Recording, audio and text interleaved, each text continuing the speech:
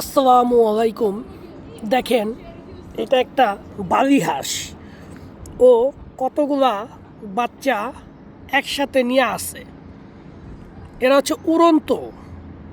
দেখেন, বাচ্চাগুলারে নিয়ে এরকমভাবে আসে, বাচ্চাগুলারে ছাইরা যায় নাই।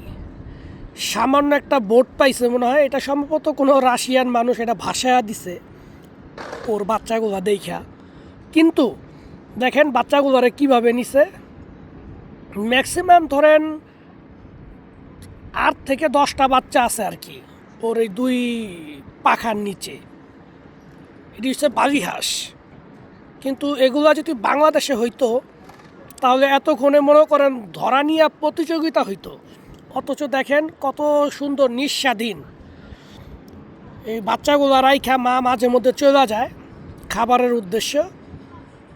আর এমন জায়গায় বাচ্চাগুলারে নিয়ে আসছে যেখানে আর কি ওই যে পানা পাওয়া যায়, শ্যাওলা পাওয়া যায়, যেগুলা বাচ্চাগুলা খাইতে পারে, ঠিক ওইখানেই আছে।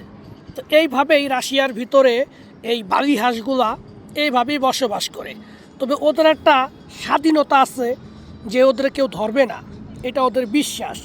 বালি হাঁস কখনোই মানুষের কাছাকাছি থাকে না, যেটা কি না মানে বাড়ি থেকে হয় না, যেটা শুধুমাত্র আর কি নদী নালাতে যেই বালি হাঁসগুলো থাকে এরা কখনোই মানুষের পাশে থাকে না।